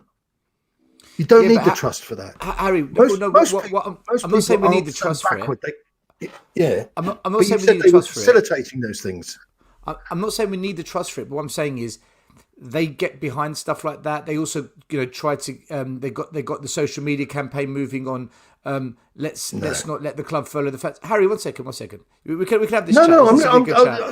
I'm just moving my head around. Please talk over my head. All right, sorry. So I do think number one, I do think they do good things for the fans. But number two, my second point, I don't think they do anything good for the fans regarding what we want on the pitch and the way the club is directed towards the football team. So off-field stuff, I think the Spurs Supporters Trust do some good things. On the field, I don't think they do fuck all. And the third thing, this 6-point plan that they were handing out at the protest, I said to the lady, this plan doesn't represent me. I don't agree with your 6-point plan because you never asked me what I think. You never asked me what I want. You've put this together based on what you, a group of people who charge people membership to have a voice in your community. Why should I have to pay to have a voice in your community? I'm a Spurs fan like everyone else. She didn't like that. She didn't like it one bit, but it was the truth. So I agree with you, Harry. I agree with you with pretty much everything you said about the Spurs Supporters Trust. The only thing I do disagree with is I do think they do some good stuff off the field for the Spurs fans, but that's it. That's not enough for me to get behind. I suppose, Stella, if you look at, for example, Man United fans, they talk about their stands as saying got leaking water and things like that, and that's something that the trust deals with. They're like caretakers of the actual grounds, the fans itself. But when it comes to the actual core matter of what it means to be a fan, that's the players, that's the team, that's on the pitch. And I think all of us here, we're all in consensus that the trust right here haven't really used the muscle that they should be exerting. And I'm thinking, after 20 years or however long the trust has been around, how many members have they got? 24,000? Is that it? Yeah, but listen, guys, the business with the on-field stuff, maybe I'm a lone voice on this. I don't want them anywhere near that. I like businesses to be run by businessmen, and those people are fruitcakes. I don't want them putting pressure, even if I agree with it. Okay, I want them to go away and go home and have a bath. They're deeply unpleasant people, and I don't want them anywhere near a business that I've got any interest in. Okay, and as far as the other stuff they do, which Stelios, I think you're being extremely generous. That's about as nasty as I'm going to get. Extremely generous. I think there are a lot of inadequate people out there who can't buy a bloody ticket to go to an event. And maybe that's life telling them to go and do something else that afternoon. Right? And as for leaking roofs, disabled access, all the rest of it, we live in a Western democracy, thank God. And there are things like laws that will make sure businesses are compliant. We do not need a supporters trust involving themselves in a private business. Never forget that these Marxist lunatics, right, and I can't stress it enough, want a seat on the board of a private business. Just think about that. Yeah, that's just me coming round your house, Stelios. But you need. I'm coming round your house, Stelios, and I am deciding how you set out your furniture, and then I'm going to start going through your kitchen cupboards. Guys, what would you do? You wouldn't even call the police. You would batter me to death on the spot. No, guys, we're going to leave that alone for 1 second. You need people, no matter what. You always need people to make sure that what you've said you're going to do, you follow through with it. It's a bit like the Tories. They can, whoever's in power in any country, they say, right, we're gonna put £100 million into school. You need a group to then hold them accountable. Where is that 100 million? You do have accountability. It's called the ballot box. I'm sorry, mate. You have a ballot box. If a government, but Tottenham's a private business. Yeah, I understand that. I understand. The Spurs Supporters Trust will say you said you were going to lower ticket prices. They're a private business. You cannot hold them accountable. If they want to go out tomorrow and set fire to the stadium, that's their privilege. It's nothing to do with you or me. We don't need a bunch of Marxists. I agree, saying, Harry. I agree. By the way, there is no external pressure. So this business of we need somebody to tell the club what to do. Sorry, this is fantasy, absolute fantasy. I'm going to come back to this point because I wanted to ask you a question. Bob hasn't got trousers on. He's driving around with trousers on. Guys. I want to come back to this particular line because I had a question for Harry regarding this, but I'm going to come back to it. But first of all, I want to introduce the viewers at home and the panel to Bob Spur. Bob, how are you? Hi, Bob. I'm very well. I've literally got only 10 minutes. I wanted to come on, and I'm a bit of a fanboy of Harry's. He probably doesn't even know that I message him time to time on his videos. So, yeah, I just want to come on and You're not the guy that sent in his trousers, are you? That's the one, mate. Yeah. Yeah. Sorry about that. No, yesterday's stream was a bit chaotic. I got to admit, but yeah, that's putting it all to it. I published your video after the demonstration. You were saying that you regretted, you were glad you didn't take your son with you, and yes, mate. He did the picture, and I thought that was a really poignant moment that summed up what was wrong with that day. And I think hopefully that got you a few views. But I thought that was a really good message that you put out. These guys will back me up. It's very rarely I do anything for views. The way I see it, mate, is I'm sitting there and just express, a bit like yourself, just sit there, express my feelings, and whatever will be, will be. But the thing was about the protest, which myself, Stel, and Mr. K went down. It was just a complete disappointment. It wasn't a case of. By the way, guys, there's a protest tomorrow. Please turn up. There was such a build-up, Harry. There was a 2 weeks, 3 weeks worth of build-up. Everyone coming on stream saying, "Yes, we'll be there. We'll be there." Comments in the comments saying, "We're right behind it," and everyone's entitled to their opinion. Not everyone has to be Levy out. Not everyone has to be Levy in. Not everyone, people can be Levy in between. But the fact there was such a build-up and such a vibe. What I was expecting when I got there, it was just a massive letdown, and obviously the actions of a few, which unfortunately we were all tarnished with by some sides of the media. It was just a complete disappointment, and I'll be honest with you, I've still not got over it. I know there's protests coming up and protests that I'm fully behind, and all the channels are fully behind.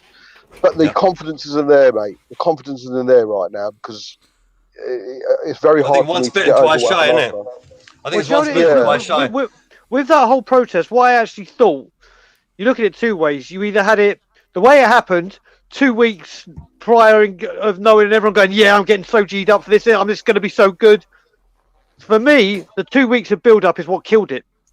Because if we'd acted earlier, it still would have been raw. People still would have wanted to have their say. We just thought, "Oh yeah, let's just do it the last home game." It should have been done every day or every. We played Southampton. It all should have been done. Not blaming you guys. I'm just saying the people that were the main organisers that instigated it, giving it 3 weeks was just like, okay, let's the whole build up, and it was like, yeah, well, do you know what? It's been 3 weeks now. There was no organisation. That's why I think killed it. If it had been like, there was one piece of organisation that you're all missing. Yeah, I know. They moved the Villa game. They moved it from when there was going to be real people there. Yep. So there you go. There's our friends again. They're helping everybody out, pushing causes. But what condemned it, Harry, was the following day when we did have a match. 50 people turned up, and there was a couple of people from the trust handing out leaflets. Listen, I don't. We're not the fans of the leaflets. We're not the when voice was the of last time you took a leaflet off of anybody? No. Seriously, 21st century. Who uses leaflets? Yeah, exactly. No. Exactly. It's all social media nowadays. Harry, the question I wanted to come back to you on was, Mr. K, sorry, can I add something to that protest? Go on. Last thing. Go on. Which one? In hindsight, looking back at the protest, I think the biggest problem was there was two things. One, we underestimated how many fans that support Tottenham were in that middle ground. Who they're not Levy in, they're not Levy out, they're Levy reform. They want to create some kind of political internal movement bollocks, absolute madness. And the second problem we had was, whilst Tottenham was still in contention to get top four, and whilst we still had a chance of winning a cup, which we did because we were in the Carabao Cup final, I don't think enough fans were prepared to come and rock the boat, knowing that if we were to get top four and win a cup, actually, look, it's not too bad. But as soon as that went out the window, and this manager merry-go-round began, now, if we protest, I think it'll be a different story. I don't think you'll get a protest. I think fans are fatigued. That's what I Yeah. think. We've had Just given up. 20 years of Jam Tomorrow, and no disrespect to anybody who wants to go to a protest. Good luck to you. I won't be there. You want to hold up a bed sheet? Good luck to you. I won't be there. It's not going to achieve anything. It might make you feel better, but you're not going to get anywhere. 20 years of Jam Tomorrow, and it still hasn't arrived. The NFL, What would you the do then, NFL Aaron? one will Not in a make a minute. huge It's difference. it's Harry, like how I was can you say screaming that? earlier. Protests are proven to Because work. I'm a rational Throughout human the being. last It's a 70, private 80, 90 business. years they've worked. Yeah. No, you don't get the- it. Listen, mate, you don't understand. It's a private business. You spoke and you said to me before, "Oh, we're talking about Tottenham Hotspur Football Club. We're not talking about the Conservative But Party." you make the chairman's position untenable. Really? Yeah. You think it's untenable do. now? He demolished the bloody stadium a few years ago, and none of you did anything. None of he's you. right. I've been saying this Because the I've football been team was saying on this the for way a up. decade. Harry, the football team was on the way up at that time. Poch was doing well. No. what's Poch your wasn't doing suggestion well then, mate? because he never won anything. This is the Harry, thing what's you your need to suggestion? But we were grasp. competing like we've Seriously. never competed before. Oh, we were please, going to Champions League no. finals. This is no. Sorry, this is we were, though. child Harry, we were. sports. No. This is your opinion, but the reality is this is like a child sports day where everybody gets a medal for competing. Tottenham didn't win anything under Poch. Sorry, I don't know. I'm not being nasty to you, but they didn't win anything. Harry, Didn't I know come that, close to but winning fans anything. were happy with Levy during that period because we Fans had been were in a position enjoying- we hadn't been in 20 fans years. were It enjoying- was progress. Yeah, it was listen, progress. No, it wasn't progress. It's not It was. progress. We were good on the field of Imagining- play. It was progress. No. You're imagining happy times ahead is not progress. I'm going to go to bed later and have a little daydream that I win the lottery. That's not progress. That's a waste of a half an hour on the sofa. Come on. There's no progress. Listen, the metric Getting to a mate, Champions is League final winning. for the first time in your history is Oh, progress. please. And being publicly humiliated on one of the biggest televised events of my life. No. You call that progress? I agree. Losing it was the worst thing that could have happened. But to get to the final, fans were on board at the time. That journey of getting there, fans were on board. That's my point that I'm trying to make. No, I don't. I'm not I think defending misreading. Poch. I'm I not think you're defending misreading the Levy. room, mate. Stelios, No, you're playing far too much devil's advocate here. You're really like Harry. If Mr. Harry K, wasn't here, are you you'd telling say what me, he's saying. Mr. K, you telling me under Pochettino, the fan base wasn't united behind the team? Are you kidding me? No. That's a different thing. why- You said there was progress. That's what I'm saying. I'm telling you, it wasn't. No, you're not saying that. But there's progress. really am, is I am. winning. Progress is winning Yeah. silverware and nothing else. How Compared you to where we felt- were, it was progress. Please, how you felt. I'd hate to be like the nastiest stone cold bastard on the Well, say planet. it, say it, but say nobody it. cares, sweetheart. Nobody cares how you felt. But You were fans clearly did at on the time. cloud nine. They were crying that we got so to a what? I don't final. care if there were Fans did 12 care. of you. Yeah, but they're Fans emotionally were crying. unstable if they were crying. But that's because they They care. need to get therapy. Yeah. Oh, wonderful. Honestly, you're boring my mind here. Okay, Bob People Spur. who Bob felt Spur's only got happy- 10 minutes. So, Bob Spur, you've had your hand up. I'm going to make sure you get your say. People felt happy, but who gives a damn how they felt? We didn't win anything, and that is the metric. And that is why I think- now. I think That's we all- why I now think we fans all will agree. agree. Still, wait. Bob Spur's got 2 minutes. I think we all agree that getting to the final will papered over a lot of cracks as it was because how we fucking got there anyway was a big. But that's We irrelevant. nearly won the league, Bob. We nearly won the league, Bob. Yeah, That's that as well. Yeah. Oh, But yeah, I what nearly I went wanna out with ask- Miss World. Because what I want to ask Harry now, I watch your streams. Obviously, you're pissed off with Daniel Levy and ENIC as much as any other fan. Different objectives, whatever. What would you do then, mate? If you don't think, well, quite clearly, you don't think the protests would work. I'm a believer. If we do it correctly at the right time, there is a slight chance we might get an attention from somewhere. If you don't think the protests would work, how would you, or what would you do? Or is it a case of there's nothing we can do? It's as it is, and hopefully something wrong will happen. It's too late. The opportunity to do something was before the stadium, before White Hart Lane was demolished. If you want to do anything now, you've got two problems. One is it's a private business, and I'll have that on my gravestone. So hopefully even the last guy that sees me and puts the last shovel of earth on, actually I'll know that there was one person who's read it. It's a private business. So you can't ring the doorbell and say, I've arrived with the mob and we're going to have a bit of a tidy up. Okay, so let's scratch that. The only thing that can happen is because of the size of the debt, which is generational. Yeah, generational debt, more than even Manchester United could dream of. You're then looking for somebody, and we said this before you came on, so this isn't your fault, but we are an invested in football team. What you're asking for, if you want to get rid of ENIC and ENIC out, you're asking for a second go in the investment market. Now, I can probably find examples on planet Earth where that's happened, but you're talking about a burnt out car. That's the point where we are. So the rational and only logical thing you can do is look for Tavistock to produce another CEO and get rid of Daniel. How? And how would we make our how would we make the what can we do to push don't empty seats, don't buy tickets, exactly, and it's don't not go, happen, mate, and you have to detach yourself. Something has to happen in here, okay, of ordinary people, and they have to put apart the team from the regime. And Harry, if they can't that's do called that, protesting. if the emotion. That is protesting. No, it isn't. Not You're buying talking the about merchandise, my friend, walking out the stadium. No. Do you mind if that is a protest? You're welcome to quote me verbatim, but don't misinterpret what I'm saying for something that you're thinking in your head. Okay, protesting is, as I understand it, standing on a pavement with a bed sheet, which is for somebody else. I'm not interested.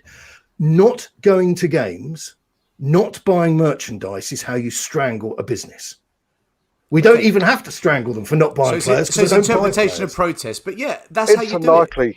No, it's not though, interpretation. I've been very clear in the language I've used, and every time I talk to you, I'm not being funny. I'm going to fall out with you, but every time I talk to you, you tell me. You tell me what I'm thinking or what I've said.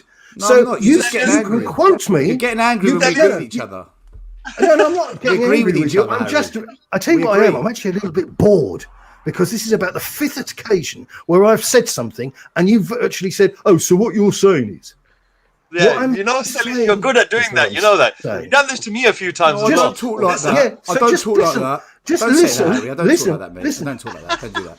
You've been bad. You've been blocked from so many accounts, right? Forgive me, but you're boring the head off of me. No, you're getting angry. Because every time I say something, I agree with what you're saying, Harry. No, I'm just talking to you. Listen, if I get angry, I'll start screaming and shouting and swearing, and you'll know it. I'm not angry. You're going red. That's what I'm just saying. Telling you, I'm bored. I know I'm not bored. I'm in a room with no natural light. There's only one window in this barn. Guys, you're normally outside, Harry, with natural lighting. Listen, guys, I need to go. It's Father's Day. I need to spend time with the kids. But literally, I want to come on and say hi to Harry because we normally converse via comments. So big up, Harry. Love what you do, matey. And take care. Like everyone in the world, we don't always have to agree with everything that we say and do. But it's great to hear other people's opinions. And it's spot on. The rest of you guys, I'm wearing trousers. Bob, have a great time with the kids, bro. We'll speak later. Yeah, cheers, buddy. Cheers. Have a great time. Take care, Bob. Thank you very much. Come on, you Spurs. Come on, you Spurs. Cheers, guys. Guys, you know this banter that's been going on between Harry and Stelios. It's really my fault. I told Stelios to get involved without him having his coffee in the morning. But before we continue, because as lovely as that is, and as entertaining as that might be, Alex over here is having a laugh about it. We've got another panel member that's popped in. Ginty, you're quite dark in that. No, mate. I'm only just jumping on for a second, so I haven't got all the lighting sorted, mate. Sorry. That's because you live in Scotland and there is no light. Tell people you're angry. Right, just to give context towards right, Harry. Okay, then, right. Let it go. Harry and Stale going into it. I'm going for Brian now after he said that. All right. Do you know what it is, though, Ginty? Do you know what it is? I went to Scotland years ago with a couple of friends, and I was working. They had their thing where they actually live here, but they came over to England because they're doing a massive thing for universities. Like graduation is huge over here, and they were doing flowers. So I went to the University of Aberdeen in the summer, and Aberdeen blows. It doesn't get dark in Aberdeen in the summer. I just did not get. Everything is grey. Everything is granite. Obviously, and it blew my mind. Yeah. Just even like at 4 in the morning, 3 in the morning, it's pitch. It's light. I was like, huh? Oh yeah, like where I stay, man, because I'm even further north. Like laterally, like it doesn't. It only gets dark in the summer. In the height of the summer, like you're talking maybe 2 hours maximum. You'll have dark skies, and then going to school in the winter, I would wake up, it would be dark, and then I'd get out of school and it'd be dark. It's that. Do you know what I mean? There's always a bad side to it. But I only quickly jumped on, man, because I was enjoying the conversation you were having, and I just had a question for Harry. Doesn't obviously know us, so hi Harry. I'm Ginty. I'm a dour Scotsman, mate. I understand your point about, it's a private business, and where you hit it is its wallet. But you were saying that protests are completely, it's poignant at this stage, But do you not feel that maybe in this day and age that we're living, that is changing? Because, like, just for example, in the world of football, very recently, I mean, Ronaldo is such a health freak and all that stuff. He took the bottles out, Coca-Cola bottles away, as like a little sign of, like, don't want carbonated fizzy drinks in sport, and that knocked 4 billion, like theoretically saying 4 billions of pounds. But so, do you feel like in the age of modern era and social media, the bad PR that these things will actually have more an effect than it was back in the day? Like, so the bad protests and the constant PR will actually have more of effect because of social media and the world that kind of we live in now than it did back in the day. I think there's a big leap between a celebrity endorsing or not refusing to endorse or tolerate a fizzy pop bottle and waving a bedsheet on a high road. Yeah, I know. I was just using an example. It's just like, like he took a stance. I think consumer pressure is more genuine and more tangible when you're staring at empty football seats, or when you're seeing that the shirts that you've been shipped in by Nike haven't sold. Mm-hmm. Well, I don't think that. I just don't think that's debatable. I mean, listen, we live in an age where people are so inadequate that they were this business of saying a prayer on Twitter after awful events in the world. Thankfully, that's pretty much stopped. There were people putting lit candle icons on their avatars. Thankfully, that's pretty much stopped. Now, nobody's saying that those things are to be taken lightly. Dreadful things are dreadful things, and we obviously don't want them to happen. But the reality is, all of this raising awareness and all the other nonsense doesn't actually change anything. The way to do it with a private business is you stop buying the bloody product. It's not complicated. No, I think this is the point I wanted to make earlier. Basically, was that if you feel, I mean, Harry, from your perspective, because you've been doing this a long time, you've tried a number of different ways to get people interested in what the real facts are and what's really going on with our club, especially at the board level, and all the different games that have been played. And you've been very polite about it with your videos. You haven't exactly and I think to myself that that's something that you've evolved to do, and you found it that in order for you to get the message out to people, you got to remain calm with your voice rather than jumping up and down about it. Now, in terms of protesting, or rather objecting to what the club is doing, I think that different people are going to have a different take on how they can do that. If you look at, for example, fans in America, Canada, far away, the way it's the they same want thing. to get It's the same thing. A boycott is a protest against the way the club is being run. What is difficult about this? Honestly, right. So you can make noise on the internet. Stelios, you are bickering over semantics. And I'll be honest with you, mate. You're the one that got angry about it then. You got angry with the semantics, man. No, I'm not angry. You haven't seen I said this angry. protest, don't protest. Boycott the shop. Boycotting the shop is a form of protest. You're protesting against the way the club's been running by not giving money to the club. Yeah. That is a protest. And then you got upset because and then you say angry? things like you're boring. Then you say I want to self. You're bored because you don't like what I'm saying when I'm agreeing. Can you hear that? I sound angry. I want to self-harm. Right. Guys, no, I said that we agree. Listening to you, I want to kill myself. Don't do that. Don't do that. That's not the right thing to say. You're a pedant. Guys, I'm going to have to jump in here. We agree. Guys, I'm going to have to jump in here just for 1 teeny second. Stelios, I love your passion. I've got another 5 minutes and then I'm gone. I've got to wrap this up. Mr. K, what is a boycott? What is a boycott, guys? Tell me what a boycott is. Right, okay. In fact, I'm gone. Okay. Thanks very much. Good luck. Take care. Harry, bye. Listen, guys. No. Listen. Can I honestly, say Mr. No. One second. Basically, what I want to let the audience know is that we were only meant to have the Harry on for about an hour, and an hour and a half has gone by. An hour and 40 minutes have gone by, and we've got to understand that if you keep somebody on the stream for a long period of time, they're going to start to get fidgety, a little bit apprehensive. And at the same time, if Stelios is involved, then pretty much, all hell's going to break loose. So, Stelios, I'm going to bring you back out from being unmuted there. I just want to let the audience know that banter is good, and that, Harry Hotspur, thank you very much for coming on the show. Much appreciated. Hopefully, we'll try to get him on a shorter segment, maybe in the future at some other type of thing. And, this thing between him and Stelios could, it could become something worthwhile looking into in the future.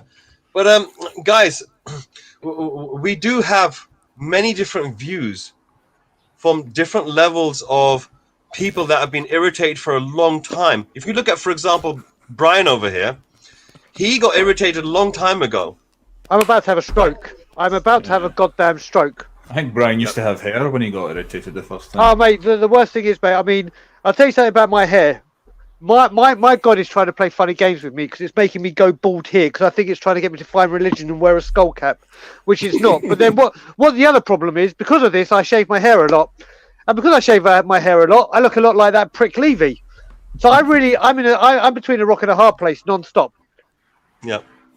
This is what I was trying to tell the audience, this is what I'm trying to tell the viewers, in case you don't know Harry, is that we did actually hold him on for a lot longer than I expected to. And obviously, I'm kind of glad to see a little bit of more from the inside of him coming out rather than just, the keeping it together. I do want to see a little bit of that passion coming out. And Stelios, I think, has done a fantastic job of actually bringing that out today. Fantastic, Stelios. Go have your coffee, mate. Can I say something? Still, let me jump in first quickly because I've got a question for you, Zolman. Yeah. Go on. So, the way that they were two going back and forth, I feel that maybe I don't want to because obviously he clearly hates having his words turned. But let me just say, general assumption that he made was that protests aren't great. Boycott is what matters, and Stell was more on the boycott. Protest is what we can do kind of camp. Do you not feel though that I'll say for analogy's sakes, right? You get these people who are far right or far left extremists, right? They don't start like that. They never go immediately I'm full fascist straight away and I'm in the tiki torches in America shouting a bunch of stuff. They're eased in, they're radicalized. So wouldn't you get the same kind of thing with protests? People who would be like, "Oh, I'm not going to the game. I'm not buying the shirts and all that stuff. But I'll stand out. I'm sick of what they're doing with the transfers and how the club's gone. I'll stand out for 5 minutes, and then I'm going to go into the stadium and watch the match."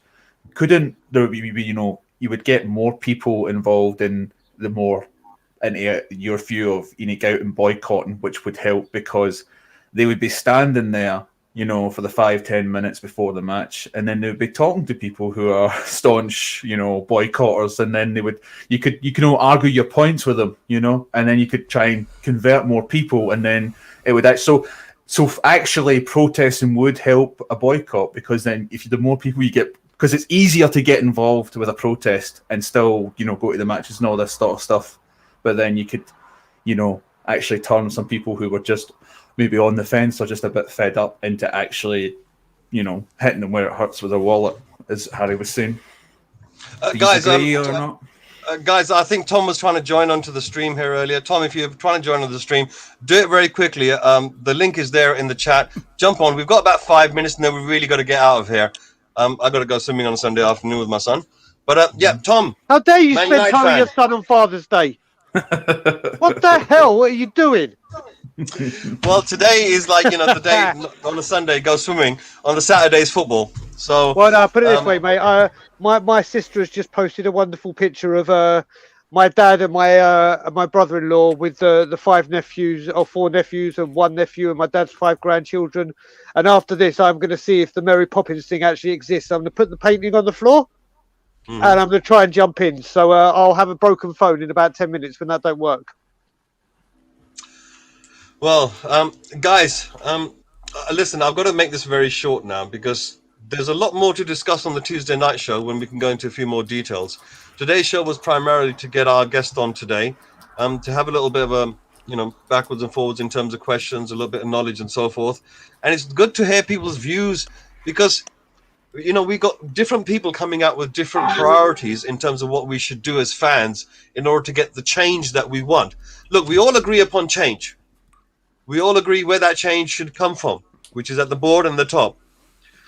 How that change manifests itself, not many people have got an agreeable idea, because some people say we get rid of one, somebody else will jump in their place. So what we need a replacement of the current system with a new system that has got more balance and accountability when it comes to the footballing side. Tom, can you put your 2 pence in for about 2 minutes, because I really got to kill the stream in about 5. Yeah, no problems. Go for it, Dom. Yeah. Well, like everybody said, I think the main thing for Tottenham is just first and foremost, get a manager through the door, because before you even get a manager through the door, there's going to be none of this about transfer plans or anything like that, and all this about projects with skyscrapers and everything that everybody discussed last time I came on. That's all just going to continue until you get a manager in who's going to say, right, I want XYZ player, I want this doing with the squad or whatnot, or the training ground or whatnot. Until you get somebody in who's going to demand these sort of things, then nothing's going to really shift in terms of signing players or anything. And people can say, well, the Euros are on, so it's hard to sign players. It's not necessarily hard to sign players. You can agree deals, you just can't sign on the dotted line. Barcelona have done it with Depay, yesterday? PSG have done it with Wijnaldum, a couple of weeks back. So it can happen, and people can say what they want about get the right manager in and stuff. The problem with Tottenham is the board and pretty much the ownership, because the way you are run as a club, it's a business. It's not a football club. What do we do about it? I've said the same thing about my football club at Man United. We're run like businessmen. We're run by real estate men, not by football. Not by football men. That's the easiest way of putting it, because nobody at the clubs have knowledge. I look at Daniel Levy. Daniel Levy knows how to make a quick buck when he sees one, but he doesn't know how to make it through the finances. But if you actually look at it from the perspective of this, you would win more money. You would get more money by having a competitive team, because people would be wanting to go see the team. People would be, you'd be winning all the major trophies or entering the major tournaments. Then you would actually get money from qualifying for the Champions League, or making it to finals or whatnot, like you did with the Champions League. You got major finances out of that. Even though you didn't win it, the major finances were there from getting there. Like we said before about with owners and stuff. What can we do? What can we do about it as fans, though? What can we do about it? What you can do about it? Do what happened with the Super League. Protest. That's the easiest way. Protest, and don't turn up to make. Don't buy anything from the superstars, for starters. Don't fund their agenda. Don't fund their finances and what they want. Don't turn up for football matches. Do what Manchester United did a couple of years back, where we had walkouts, 60th minute or whatever. Plan a walkout in terms of the stadiums when fans go back in, or in theory don't even go to the game, and then you're going to break the finances and you're going to hurt them more where they've already been hit before. These are the ways that you can hurt the club from a fan point of view. But until there's going to be some sort of bulldozer that's going to come knocking down in terms of breaking down major finances, or you're going to get sued as a football club, these people aren't going to shift or budge anytime soon. Like you said about Daniel Levy. Daniel Levy's not exactly going anywhere when he's got shares in the club. And like you've said, it's easy to get rid of these people. But the one thing I've always said in football is be careful what you wish for, because you can easily get somebody who's just as bad as Daniel Levy. And that's very hard to think of. But somebody might not even put anything in the club. Daniel Levy puts in slightly bit every now and then, but he doesn't put in enough. Hands down, he doesn't put in enough. But you can get someone who's 10 times as worse than Daniel Levy. Man United, we're going to know when Ed Woodward leaves, we're going to just get another banker. So nothing's really going to change at our football club. I know that for a fact. I'm unprepared for that. So it's a similar option with Tottenham. You get rid of Levy, someone similar is going to come in. All right, guys. I really do have a very, very short amount of time left, so I'm going to let everyone do an outro. I'm going to start with Stelios, because Stelios, we woke you up, we dragged you out of bed, no coffee, no tea, no wake-up juice, straight in front of that studio. You've done a fantastic job. Thank you very much for coming on. Stelios, give us your 2 pence before I have to close the show. I do not have any issue whatsoever with. I watch his shows. I will still watch his shows, and I would love to come on another show with him. I want to make that so clear. However, don't worry, you will. However, what I think just happened was my description of a protest and Harry's description of a protest, maybe wires were crossed, but I totally agree. I think everything needs to happen. Protest in the streets because it's bad. It doesn't look good on the club. Don't buy stuff from the club shop because it hurts their pockets. Walk out of the stadium as a protest, and that is a protest when you get up and walk out of a stadium, because Liverpool did that. Because when they built a new stand at Anfield, they put the prices up, and the fans got up on the 75th minute because the prices got put up to £75. The newspapers got hold of what they did because it was all on TV. A week later, they dropped the prices. So we need a multitude of things, but the fan base has to unite. I've been saying from day one, the fan base has to unite together and do these things collectively or in significant numbers. If we can do that, we can force change, because we'll make it untenable for the owners to continue running the club in the eyes of their corporate box holders, their sponsors, their kit manufacturers, the Premier League, the Champions League. These people don't want this kind of a look on the sport. We make it untenable. And that's the point I was trying to make. I hope it's been conveyed better this time. And I think Harry Hotspur probably agrees with half of what I've said. That's it. I think, look, at the end of the day, right, What was your point? Guys, I really do have to kill the stream very, very soon, right? Yeah, I'm very, very sorry about this, but we've literally gone way past the time we are supposed to be online here. Ginty, listen, you came in, you sat patiently, right? Yeah. What's your 2 pence on this, and make it very quick? 30 seconds, off you go, mate. Oh, mate. I think what I was saying earlier, man, I think it's a bit of both. That's all I'm going to say. I think you're going to get we've all seen what's happened in the last couple of years with massive protests for all these kind of things, Black Lives Matter, the Palestine conflict, all these kind of things. In the age of our social media and 21st century social media world and 24-hour news cycle, these things do hurt companies and do matter. And you can preach to the choir while you're there protesting, and you can turn more people around to the boycott, which the other people, they're both camps, so you don't have to be one or the other. You can be both. That's all I'll say. Right, guys. So Tom, I'm very sorry that you came on lastminute.com and we didn't really get much to discuss on it, but please do, you have to come into one of our other shows where we're a little bit longer, and the Three Wise Men, which is on Tuesday nights. We're still going to carry on with Tuesday nights, Brian. Remember, I won't be here this Tuesday because it's my birthday and anniversary, and I'll be with the wife, so I will not be available Tuesday. I'm thinking for the time being that what we'll do is we'll continue with the same routine until we've kind of work out exactly what we want to do in terms of. I'll come on if you let me. Listen, let me check who the guest is before you start chasing them away. Well played. Well played. No. Well, everything you said, because we know the argument and because we've been hearing from you for a long time, we understand exactly what you're saying. I think from someone else's perspective, someone who's been fighting and campaigning by themselves for a long time, they probably feel as if people have taken their words and then, done something to them to send them out the other way. And I think people can feel a little bit of PTSD towards that. So I can understand what's going on both sides. But brilliant. Thank you very much, Stella. Amazing, Ginty. Brian, what are you doing next, Brian? What we do next? Well, I just wanted to say a very special thing. Not very special. We got a very big VIP guest tomorrow on Tottenham Away. We got Danny Kiriakou coming. So he's making his debut on Tottenham Away on the Monday pod. So very, very, very looking forward to it. And catch us at Tottenham Away and Stel. Right. Okay. Eugene. All right. Thank you, Mr. Kane. Thank you for having me on. Right. It was a pleasure to be able to give questions to Harry. Right. Yeah. I know he has his quirks, but he's quite okay. Right, he's wonderful, and would like to have him on again to pick his brain on how to make things move forward. Right, like I've been trying to say, what he's been saying is quite true, but we do need to have a structural plan to move forward the whole movement, right?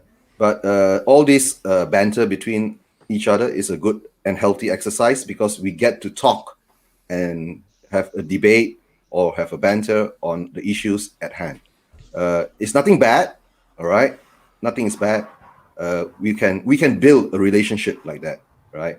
If Harry wasn't upset with Stel, it would have showed that Harry would. I don't think he was upset. I think he just had enough. I think it was it would show that he doesn't care. You understand? Because he cares, that's why he gets upset. That's all I'm trying to say. Yeah. And like Stel, if he gets upset, it's because he cares. And all of us here in this panel here, right? We care.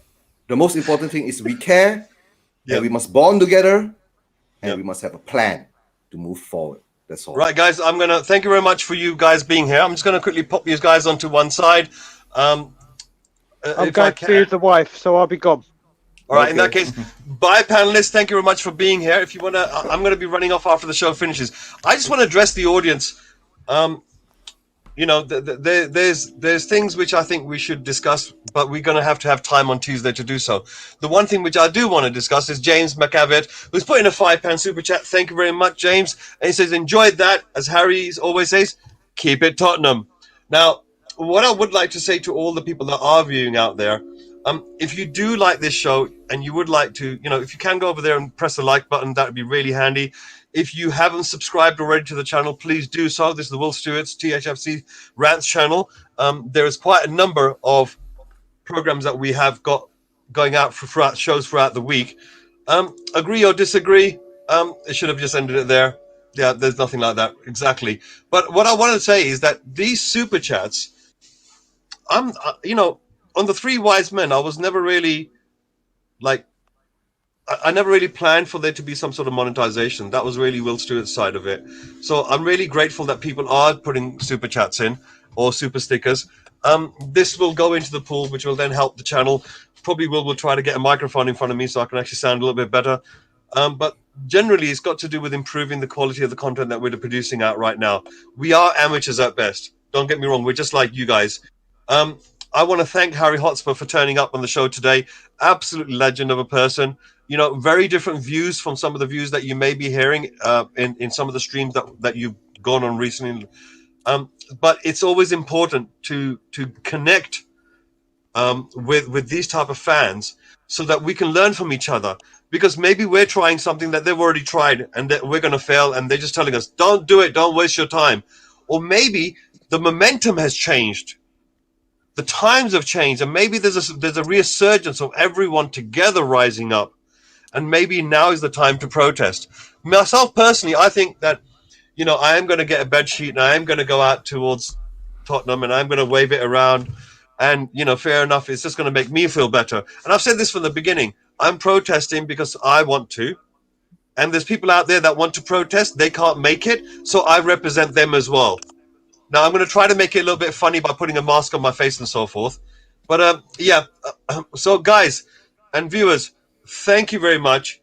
And, you know, I would have to turn around and do this thing, which I think is being suggested to me, and say, keep it Tottenham. 1, 2, 3, 4. Let's go down.